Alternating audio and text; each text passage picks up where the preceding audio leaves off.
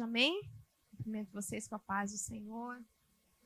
E que nessa manhã o Senhor possa falar ao seu coração, amém? Bom, quero começar com uma leitura. Hoje nós vamos falar sobre batalha no lar. Efésios 6, 10 e 11. No demais, irmãos meus, fortalecei-vos no Senhor e na força do seu poder.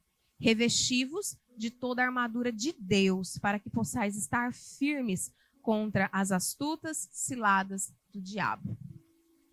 E eu acredito que todos nós aqui acreditamos que existe, que o diabo existe, o inimigo de Deus existe, e que ele trabalha e investe contra famílias, contra a minha família. Todos acreditam? Sim, não é? Então, falado isso, eu tomo aqui hoje um caminho diferente desse, porque eu acredito que esse nós já somos conscientes, que nós somos atacados de maneira implacável pelo nosso inimigo. Então o Senhor falou ao meu coração para que eu conversasse com vocês hoje de maneira a fazer cada um voltar os seus olhos para a sua própria família.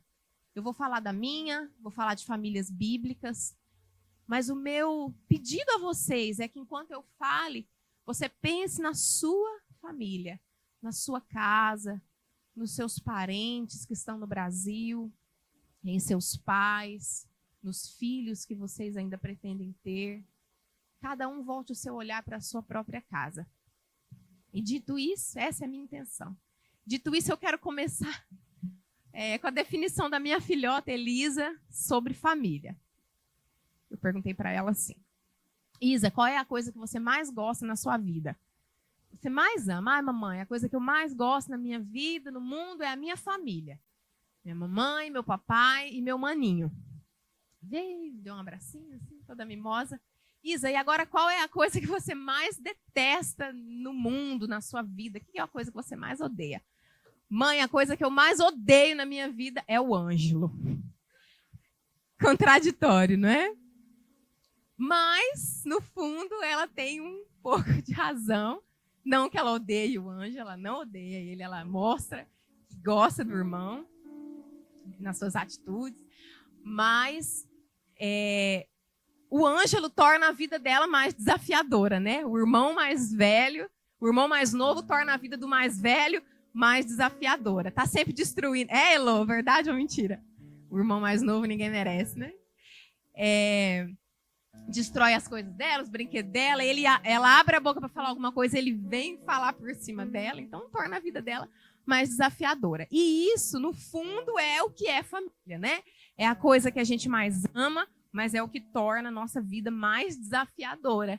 Porque, afinal de contas, é uma arca de Noé cheia de bicho que Deus colocou lá e a gente tem que viver e fazer dar certo.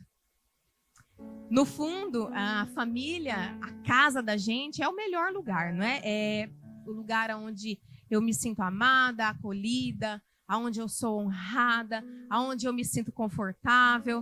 O que você faz na sua casa que você não faz em nenhum outro lugar? Porque você está protegido e confortável. Pensa aí.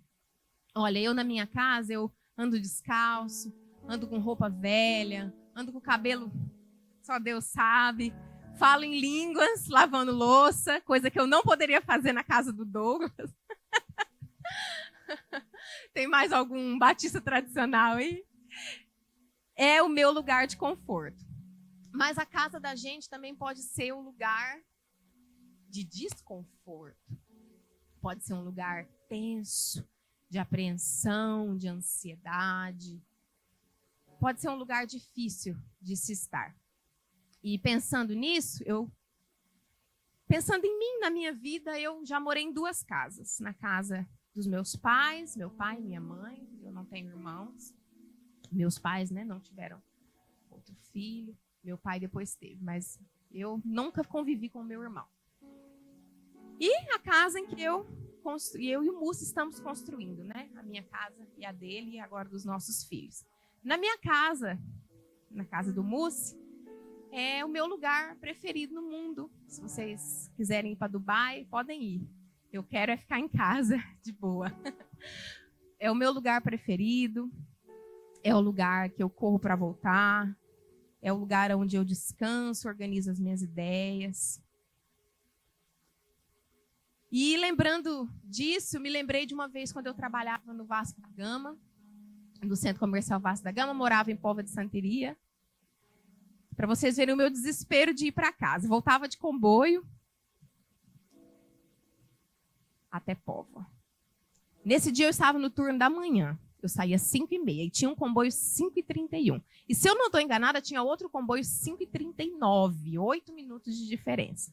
Mas, né, a vontade de ir para casa, pegar minha bebê, era tão grande que entrei no armazém da loja, só peguei a marmita que já estava arrumada, no saco azul, a bolsa, só tirei o sapato ortopédico, coloquei uma sandalinha, assim, daquelas de dedo, e, pum, corri para a linha do comboio, linha 5, se eu não estou enganada.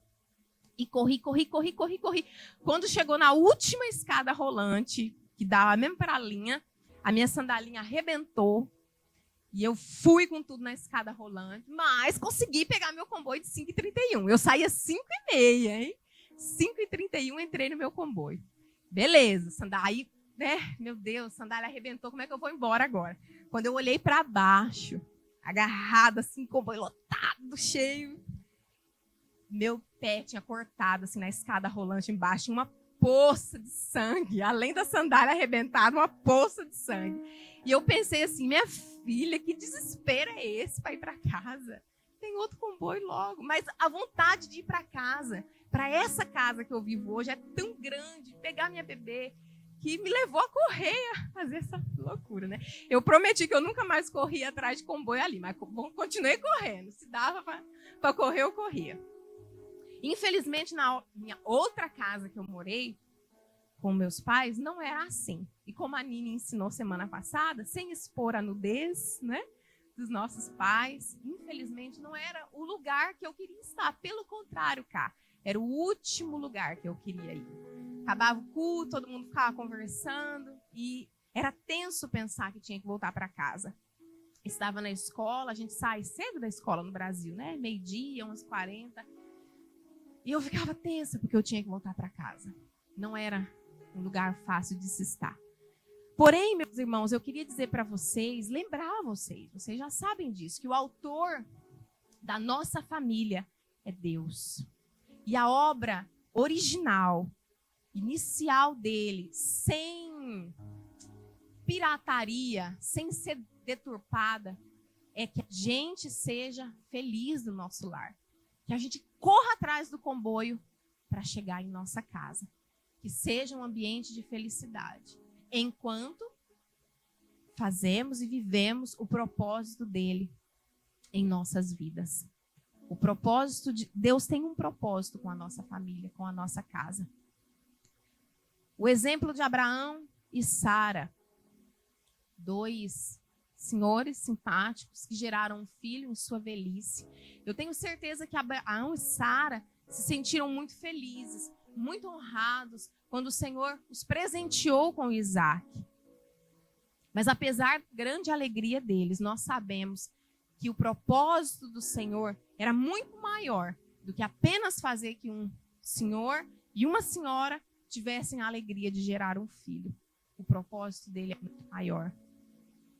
Também quero deixar para vocês o exemplo de Boaz e Ruth. Vocês se lembram dessa história? Vocês se lembram que Boaz era o barão dos cereais? Era o ricaço, bom partido da sua época, da sua sociedade. E eu pergunto para você, como foi o seu primeiro encontro com o seu namorado? Como foi o seu primeiro encontro com o seu primeiro namoradinho, sua primeira namoradinha? Seu primeiro paquerinha de escola? Olha, pais de adolescentes, quando eles começarem a querer escovar os dentes, é porque eles estão com paquerinha. É ou não é? Você foi arrumadinho, não foi? Você foi arrumadinho, amigo? Com esse cabelinho assim? Mas a primeira vez que Boaz pôs os olhos em cima de Ruth, como ela estava?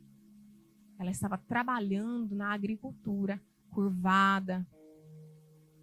O que mais? Suada, bochecha vermelha, descabelada, vestida como uma pobre, unha encardida. E não apenas o seu estado exterior, mas com certeza o seu semblante mostrava uma mulher que estava passando por um momento terrível em sua vida. Sabe a única coisa que Ruth tinha? Uma sogra. A única coisa que ela tinha. Para a crise isso já era motivo. Cadê Xande? Não veio hoje. Só tinha a sogra. Havia ficado viúva numa época em que a viúva era muito pior do que se fosse para nós hoje, do que se eu ficasse viúva. É muito pior. E foi assim que Boaz a viu. E foi assim que ele a escolheu. E Boaz a resgatou. E eles formaram uma família. O autor, Deus, escreveu, compôs, pintou a família de Ruth. Sabe por quê? Não apenas para fazê-la feliz, não apenas para que ela fosse resgatada, mas para que o propósito do Senhor se cumprisse e para que hoje eu e você entendêssemos que nós servimos a um Deus que não rejeita pessoas estrangeiras, mas que restaura, mas que chama todo tipo de pessoas. Então o propósito dele é muito, muito maior. E José, pai de Jesus. Nós sabemos que ele foi um homem corajoso que disse sim ao propósito do Senhor para a sua vida. Exigiu dele coragem, exigiu dele humildade, exigiu que ele fosse íntegro, exigiu que ele fosse sensível e obediente à voz de Deus. Quando o seu bebê, que ele nem imaginava o fim da história, que ele nunca nem pôde vislumbrar que seja ao longe o alcance que aquele bebê, que aquele menino, que com certeza era menino como os nossos assim, foi. Quando ele cuidava de Jesus, ele nunca imaginou. José foi despertado no seu senso de proteção, porque quando ele percebeu que aquele que ele amava, quem ele amava e o que Deus o havia confiado corria perigo. Eu quero deixar para vocês um exemplo que me aconteceu, para que você saiba que o Senhor também pode despertar em você esse senso de proteção, caso ele esteja esmurecido e adormecido. Eu tive os meus 2 filhos de cesariana. No parto do Ângelo correu tudo bem. Nós sabemos que tem um efeito após anestesia, né, Polly? A gente se sente péssima, com coceira, com frio e calor ao mesmo tempo, tremedeira incontrolável. É o efeito de acordar da anestesia. Com o Ângelo, isso foi lá no recobro, né, no fim do parto. Tudo bem. Mas com a Isa, logo que eu estava sentada, assim, para eles me anestesiarem, eu já comecei a passar muito mal. Já comecei a tremer, me senti péssima. Fiquei muito zonza. Eu acho que é porque levaram meu óculos. Eu não consigo viver sem óculos. Tá, a menina nasceu, me mostraram, eu quase não conseguia expressar a minha felicidade, tão mal que eu estava. De repente, eu, lá, sem saber quem era, onde estava, a senhora pegou no meu braço, fez uma conchinha e colocou 2,5 kg, 46 centímetros. Parecia um pedaço de picanha, quando ela é boa, é pequenininha assim, enroladinha no coisa de Santa Maria. O Múcio não estava comigo, porque ela nasceu no Santa Maria, não pode ficar perto, só lá embaixo, depois que chama. E eu reuni as minhas 0 forças e disse assim para a enfermeira, eu lembro da cara dela, eu falei, tira ela, tira, eu não consigo segurar, ela vai cair. E a mulherzinha olhou para mim, mãe, ela não pode cair. Ela é sua. Você não pode deixar ela cair. Não tinha o pai para me ajudar. Não tinha minha mãe. Nenhuma enfermeira estava à minha disposição para fazer esse acompanhamento. E lá fui eu, com o meu recobrozinho, não sei quanto tempo passou, não sei o que eu fiz, não lembro sequer o que aconteceu até o Múcio chegar, né, e eu passar a bronca para ele. Mas o que eu quero dizer com você é que José não deixou Jesus cair. Assim como eu não deixei a Isa cair. Quando nasceu em mim o que ainda não havia nascido, que é o meu sentido de proteção daquele que eu amo, daquela que eu mais amo, a minha filhota. E assim também o Senhor Jesus quer te ajudar, para que você seja despertado em seu senso de proteger aqueles que você ama. Mesmo quando eles correm perigo, mesmo quando querem destruir aquele que você ama, mesmo quando corre perigo de cair aquele que você mais ama. E quem é o seu recém-nascido? Quem é aí o seu bebê? O seu bebê é a sua família, que precisa de cuidado, de proteção, de nutrição, de agasalho, de carinho, de toque físico o tempo todo. A nossa família precisa disso. E nós precisamos dar a eles esse amor e esse carinho, essa proteção que eles tanto precisam. Não desista da sua família. Não desista dela quando ela parecer impossível, indefesa. Não tem como ajudar. Não desista da sua família. Não aborte os sonhos que Deus sonhou para a sua família. Eu apontei aqui um versículo. Agora que já se ouviu de tudo, aqui está a conclusão. Tema a Deus e guarde os seus mandamentos, pois isso é o essencial para o homem. Pois Deus trará a julgamento tudo o que foi feito, inclusive tudo que está escondido, seja bom e seja mal. Aqui está o resumo da vida debaixo do sol que Salomão nos deu. O resumo da vida não é a família. A coisa mais importante não é a família. A coisa mais importante, o resumo de toda a vida é: teme a Deus e guarde os seus mandamentos. E onde a família entra nisso? Eu entendo a família como um facilitador, para que nós possamos temer a Deus e guardar os seus mandamentos. Eu te pergunto, a sua família te ajuda ou te atrapalha? Servir a Deus, temer a Deus e guardar os seus mandamentos. Eu tenho certeza que a sua família alinhada com os propósitos do Senhor, ela te ajuda, ela te facilita temer ao Senhor. Se você é filho, se você ouve o seu pai com atenção, você vai perceber que ele tem experiência que você não tem. Então, ele ajudará você a temer a Deus e a guardar os seus mandamentos.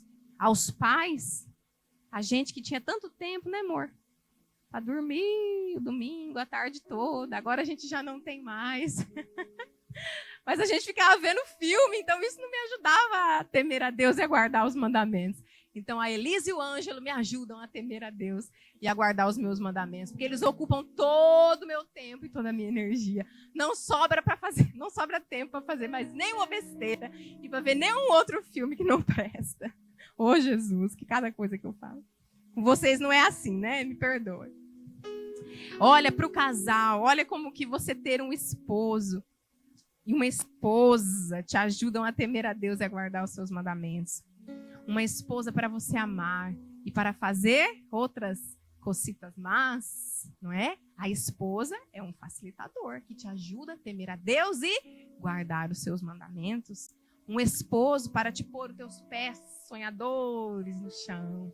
Eu queria dizer que do último culto para cá eu continuo enchendo carrinhos online e não comprando, mas porque o Múcio põe os meus pés no chão e eu me submeto a ele. Então ele me ajuda a temer a Deus e a guardar os meus mandamentos, os seus mandamentos.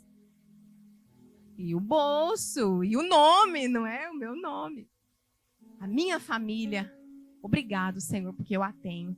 Que você possa enxergar a graça de ter uma família, de estar protegido por uma família, por seus pais, que você está longe, mas pega o telefone, liga para eles e ele tem um bom conselho. Se ele não tem um bom conselho na hora, ele tem um legado que você pode olhar e ver, não é, Mazé?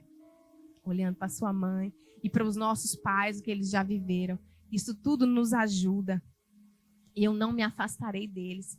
Por isso não me afastarei da minha família e nem desistirei deles. E a minha família também é uma fábrica de sonhos.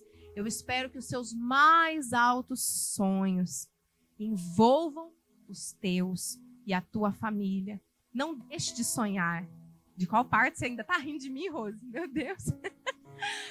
Não deixe de sonhar. É tão legítimo.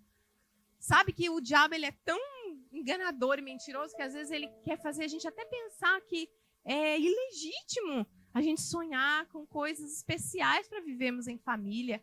Aquela super viagem, as Maldivas. Onde que você quer ir?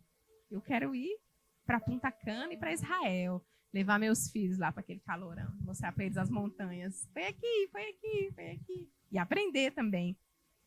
Você, marido, é legítimo que você sonhe dar o melhor para a sua família. O que é o melhor para a sua esposa? Você sabe o que é o melhor dessa terra para a sua esposa? Para mim, o melhor dessa terra é aspirador robô e sushi toda semana. Mas sushi bom, não é aquele Nico que a gente foi não, né, amiga? É sushi de qualidade, que o peixe chega assim, de tão fresco. O que é, meu amigo, o melhor dessa terra para a sua família? Para a sua família, para a sua família, para a sua família. É um sonho legítimo você dar isso a eles. Continue sonhando. Não desista. Se você parou quando começou a pandemia, que a coisa ficou difícil, eu te digo, volte a sonhar. Se você parou quando você teve filhos, se você parou quando você veio para Portugal, volte a sonhar. Volte a sonhar com a sua família. Deve ser o número 1 dos seus sonhos, que envolvam a sua família e o seu futuro ao lado deles. Eu espero que eu tenha feito vocês um pouquinho pensar na sua família, a pessoa que está aqui ao seu lado, ou que você deixou em casa, ou que está no Brasil, os seus parentes. Pensar um pouco neles, porque assim, quando nós pensamos com esse olhar apaixonado para a nossa família, nós também somos despertados a lutar por eles. Porque afinal o nosso tema é batalha no lar. Mas não é batalha um com o outro. É batalha contra um único inimigo que nós temos, que é o diabo.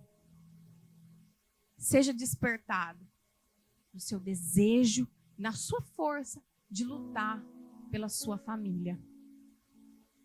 Nós percebemos o valor, a importância de família quando nós observamos a maneira que ela é implacavelmente alvo dos ataques do nosso único inimigo. Eu acho que o nosso inimigo olha para a guerra, e a guerra somos nós. Ele quer nos destruir, ele quer me destruir, eu, Letícia, me separar do meu propósito de Deus, roubar aquilo que Jesus já conquistou por mim. E acredito que ele olha assim a nossa vida e vê a nossa família como se ela fosse o tanque de guerra na guerra. Tem um lá com uma espingarda, que também é poderosa, tem outro com x-ato, tem outro com estilingue, mas a minha família é um tanque de guerra. Então, se ele destrói a minha família, ele não apenas vence a batalha, como facilmente ele também vencerá a guerra. E por isso eu sou atacada nos meus papéis na minha família. Ninguém está imune. Todos os papéis na família são atacados. Eu enquanto mãe, eu enquanto filha, eu enquanto irmã, eu enquanto esposa, eu enquanto mulher. De tudo ele fará para roubar o meu valor, a minha responsabilidade, a minha identidade. Tudo ele fará para distorcer e deturpar isso tudo. E eu preciso estar atenta a isso. Falando sobre guerras, batalhas, lutas e conquistas do Antigo Testamento, você deve olhar para as leituras do Antigo Testamento, no mínimo com curiosidade, pensar por que esse rio de sangue, por que tanta guerra e tanta morte, por que tanto saque? Porque isso traz uma mensagem para nós. Porque assim também deve ser a nossa oposição contra as forças das trevas. E nós observamos que a participação humana na conquista das batalhas, ela sempre foi pequena, ínfima, desprezível. A única coisa que o homem demonstrava era disposição. Disposição para lutar. Mas quem sempre deu a vitória foi o Senhor. Ouçam essa leitura, Juízes 7:2. E disse o Senhor a Gideão: muito é o povo que está contigo, para eu dar os midianitas em sua mão, a fim de que Israel não se glorie contra mim, dizendo: a minha mão me livrou. Nessa história, em que o protagonista parece ser Gideão, mas que no fundo é Deus, o povo de Israel havia sido desafiado pelos midianitas. Sabe quantos midianitas, guerreiros, desafiavam? Um número incontável. Tal e qual areia da praia.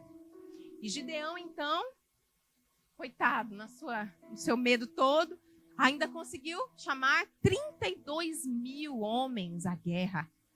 E foi aí então que Deus disse isso. Muito ainda é o povo que está contigo, Gideão. E o que acontece? O Senhor manda embora 31.700 e sobram 300 contra a areia da praia. Tamanho era o número dos midianitas. Mas o Senhor deu a vitória, porque o Senhor não está preocupado com o número, se é assim tão menor, mas Ele é poderoso para nos dar a vitória em todas as circunstâncias. Uma outra história que eu me recordo, a de Caleb. O registro dessa história está em Josué, no capítulo 14, se eu não estou enganada, não apontei aqui. Vocês se lembram de Caleb? Caleb recebeu uma promessa de Moisés que dizia: olha, Hebrom é tua. Você foi lá, me deu um bom relatório sobre a terra, então a terra de Hebrom será tua, você a conquistará. E passaram-se, sabe quanto tempo? 45 anos. E sabe com que idade Caleb ouviu isso? Com 40. Quantos anos ele tinha? 85 anos. 85 anos. Quando ele foi a Josué dizer: olha, por acaso eu ainda me sinto tão forte e tão pronto para a guerra como eu me sentia antes. Deixa eu conquistar a minha terra? Vai, meu filho, seja abençoado. E ele foi, ele conquistou.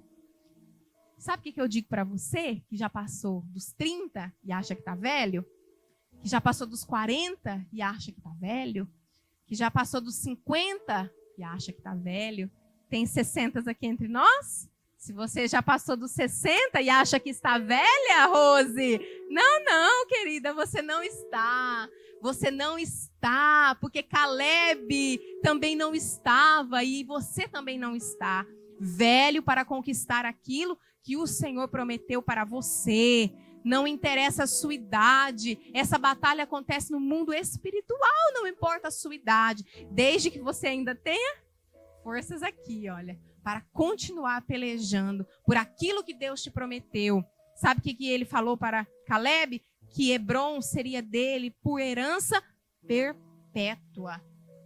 Não desfaz, não. Perpetuamente. Para os meus filhos, para os meus netos, para sempre essa terra será sua. E assim também a promessa de Deus, ela continua sendo sua. O Senhor falava muito fortemente ao meu coração quando eu apontava isso. Porque quem aqui nunca se sentiu velho para conquistar alguma coisa que o Senhor prometeu? Eu já. E eu tenho 32.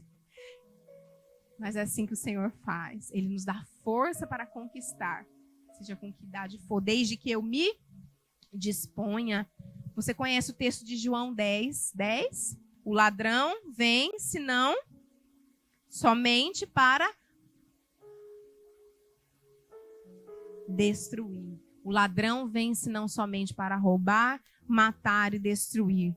Ele quer roubar a tua paz na mesa, tua paz de dia, tua paz no trabalho, tua paz à noite, tua saúde, tuas emoções saudáveis, teus recursos, tua satisfação, tua vontade de viver, teus filhos, tuas promessas, teus sonhos, teu vigor, tua autoridade e confiança enquanto sacerdote, enquanto provedor. Ele te distrai, te encoraja a ser manhosa, magoada, a guardar rancor, a mentir e a ferir quem você mais ama, a procrastinar, a desistir e a se sentir e a agir como um perdedor. E tudo isso muitas vezes acontece em simultâneo. O ataque dele vem em simultâneo, atacando toda aqui a minha cabeça, e meu corpo, ao meu derredor, os meus amigos, a minha igreja, tudo isso. Ele vem atacando ao mesmo tempo. E essa oposição vem contra mim. De maneira tão feroz, tão agressiva, tão violenta. Eu olho para o meu inimigo com seu porte, com seu arsenal, com a sua destreza nas armas, com a sua experiência no terreno, e ele quer me assustar, porque ele é muito maior que eu, ele tem 3 metros e eu sou só pequenininha. E eu olho para ele e me sinto tão incapaz, impossível eu ir contra ele, dado o seu tamanho e o seu conhecimento de guerra. Ele nos quer assustar assim como assustou o exército de Saul. E assim como a Rússia assusta todos nós hoje. Mas deixa eu te falar uma coisa que é tão simples. Eu espero que, se você esquecer tudo que eu digo aqui, eu sei que nós não retemos tudo, mas que você se lembre apenas disso. O seu inimigo finge muito bem. O seu inimigo finge muito bem. Se aparecer alguém, pode ser baixinho, pode ser o último filho, um estilingue de uma pedrinha, mas que tiver convocado o Senhor para a guerra, o seu inimigo assustador de 3 metros cai. Porque Deus foi convocado, Ele está com você. Para isso você precisa... Se você luta contra alguém mentiroso, a sua arma contra ele deve ser confronto com a verdade. E você deve, então, acionar a verdade. Qual é a sua verdade preferida da Bíblia? Qual é a promessa que você mais gosta? Qual é a promessa que você mais gosta? Qual é os salmos que você abre primeiro e que fala, esse salmo aqui é meu, foi escrito para mim? Sabe qual é a continuação do texto de João 10:10? O ladrão vem não somente para roubar, matar e destruir. Mas olha a verdade, mas eu vim para que tenham vida e a tenham em abundância. Essa verdade, eu acabei de acioná-la.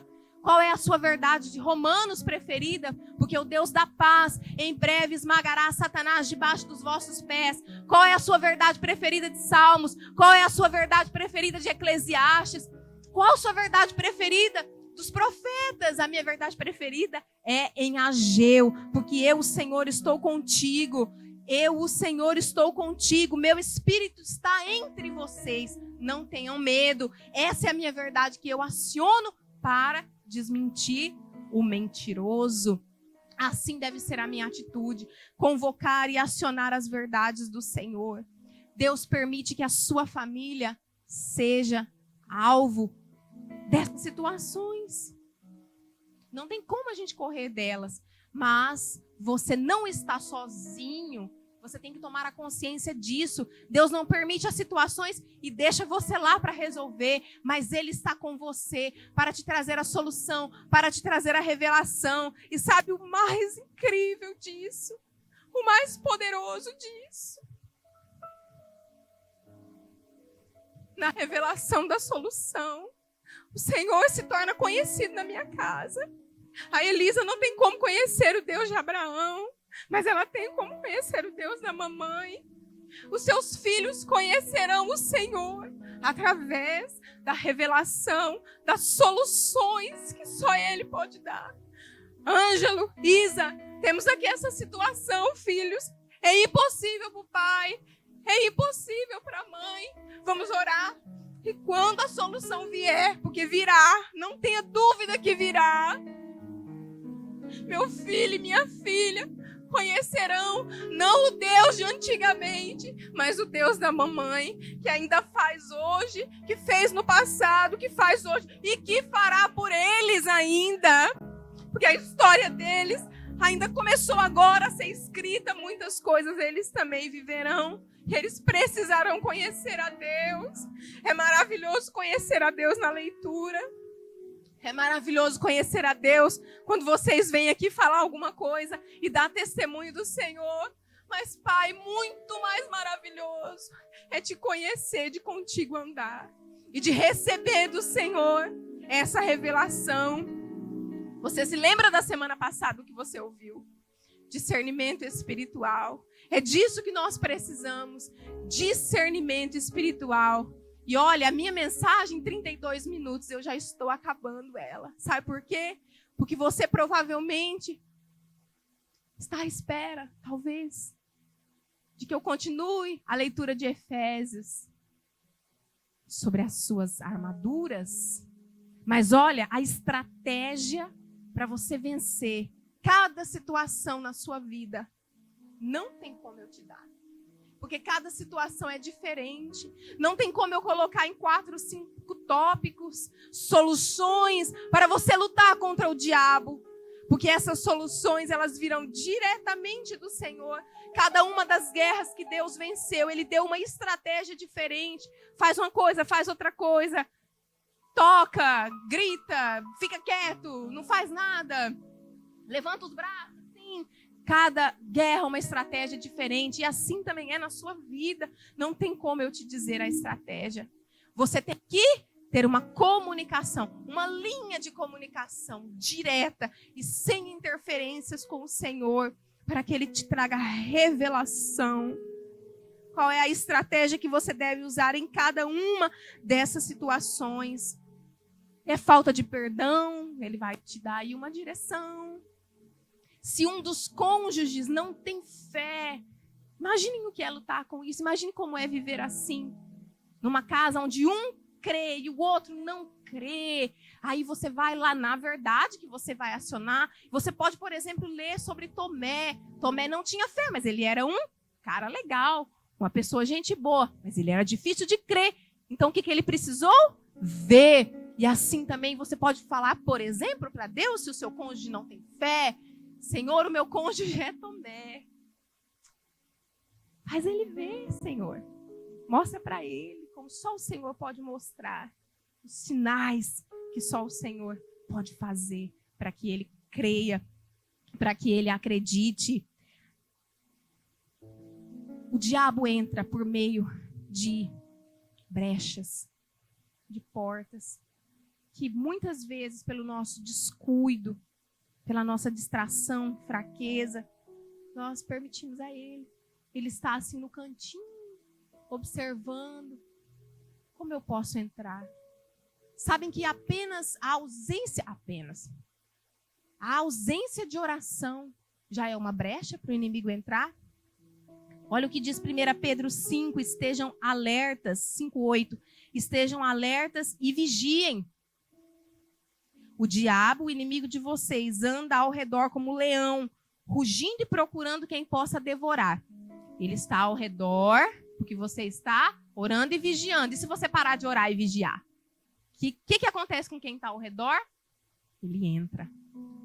Então que o Senhor traga essa revelação para você. Que não tem como eu te dar, mas que virá do céu para a sua vida. Cadê o Ministério do Louvor? Já acabei. Bruno, os meninos, Johnny. Que o Senhor traga essa revelação para você. Que o Senhor tire o seu medo de enfrentar o seu oponente, por mais assustador que ele seja. Que você se entregue ao Senhor, que pode te trazer a vitória, que pode te trazer a sabedoria para lidar com todas as circunstâncias. Em nome de Jesus, Senhor, nos traz incômodo. Eu não posso receber essa palavra passivamente, Senhor, com tédio, mas ela deve me incomodar profundamente. Me faz ver e entender, Senhor, que a minha família corre perigo. Você deve olhar Deus de perto. Sabia que quando nós olhamos Deus, ou qualquer coisa, ao longe, ela parece pequenininha. Mas quando eu vou me aproximando,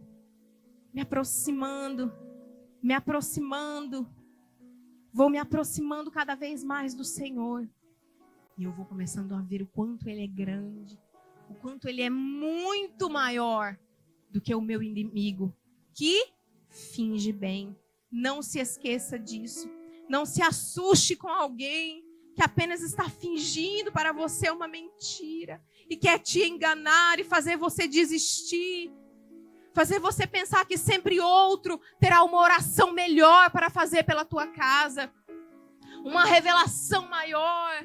Não há nenhum vídeo que você assista no YouTube do seu pregador preferido que te trará uma revelação tão precisa quanto você entrar no seu quarto e buscar do Senhor. Qual a solução para isso, Senhor?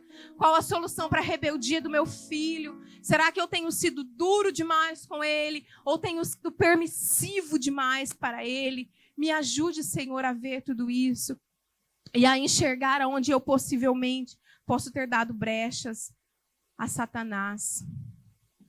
Que o Senhor abençoe ricamente a sua vida. Que o Senhor traga sabedoria e revelação sobre você. Nós vamos agora cantar um hino que eu escolhi para que você possa chegar mais perto do Senhor, para que você possa ter vontade de estar perto daquele que tem toda a estratégia para você, que tem todas as defesas possíveis para cercar a sua casa e o seu lar. Em nome de Jesus. Amém. Vamos nos colocar de pé para que nós possamos cantar juntos essa canção?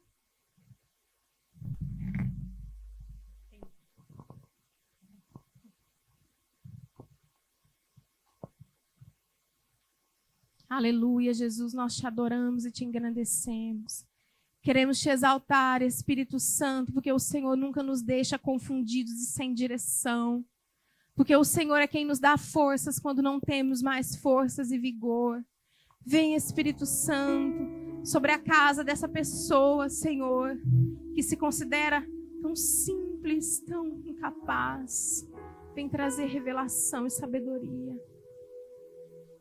Revelação e sabedoria. Revelação e sabedoria, Espírito Santo.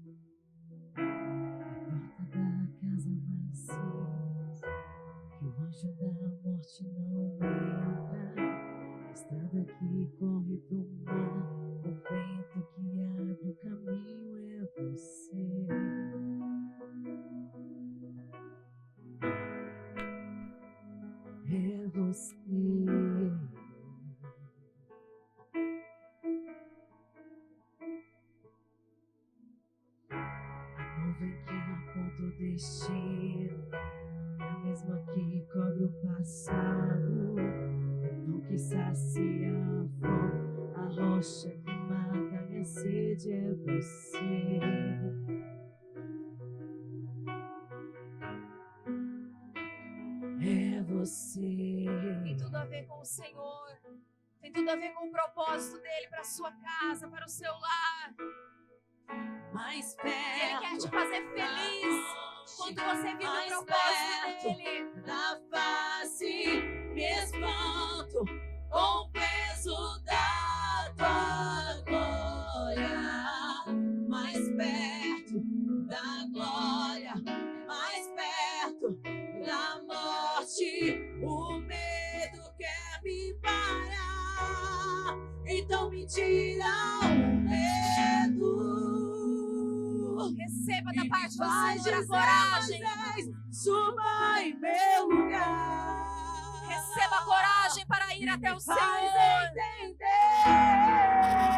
que a tempestade é você, chuva forte é você, vento forte é você, e o que me faz tremer as pernas, a porta aberta é você, mas a fechada é você, é tudo sobre você.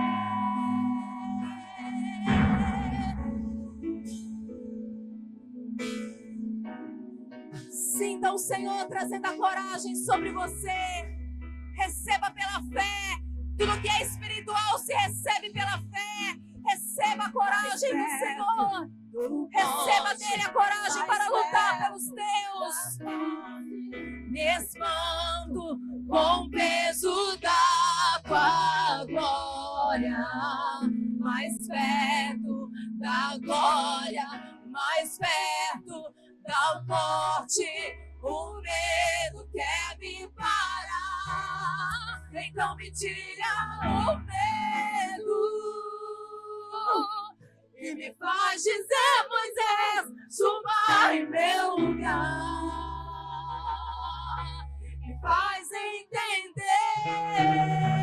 que a tempestade é você, chuva forte é você, vento forte é você, e o que me faz tremer as pernas, a porta aberta é você, mas a fechada é você, é tudo sobre você. Eu também vou subir, eu vou subir um monte que muitos desistiram e vão ficar lá até te encontrar. Eu vou entrar na casa e vou fazer morada e vou ficar lá até te encontrar.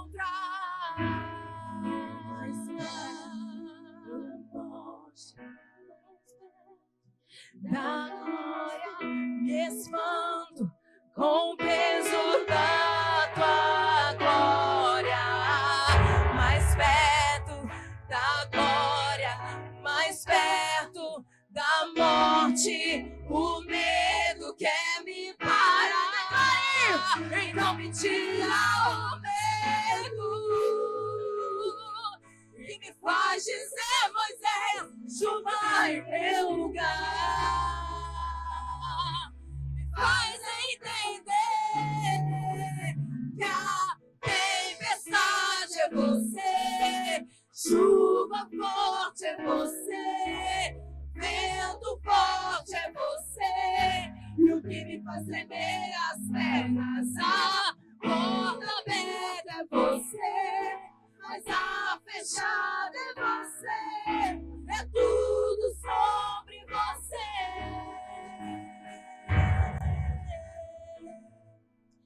Deixa eu orar por você. Senhor, em nome de Jesus, eu quero te louvar e te agradecer, porque o Senhor se mostra sempre disponível, Deus, quando nós decidimos corajosamente te buscar, Senhor. Em nome de Jesus eu declaro coragem, fé, sabedoria e revelação sobre o teu povo, sobre a tua igreja, para que eles possam, Senhor Jesus, guerrear contra as forças do inimigo, que querem destruir a minha casa, que querem destruir a casa deles, que querem roubar deles a alegria, que querem roubar deles o propósito. Em nome do Senhor Jesus, eu ministro sobre a sua vida a coragem do Senhor, o entendimento de que ninguém fará isso no seu lugar, de que ninguém pode fazer o que Deus confiou a você. Deus te confiou pessoas, deu o nome disso, família, eles são teus, você pertence a eles e eles pertencem a você. Lute por eles em nome de Jesus, porque eu, Senhor, estou com vocês, porque eu estou com vocês, o meu Espírito está entre vocês. Não tenham medo, em nome de Jesus, amém. Glória a Deus, amém.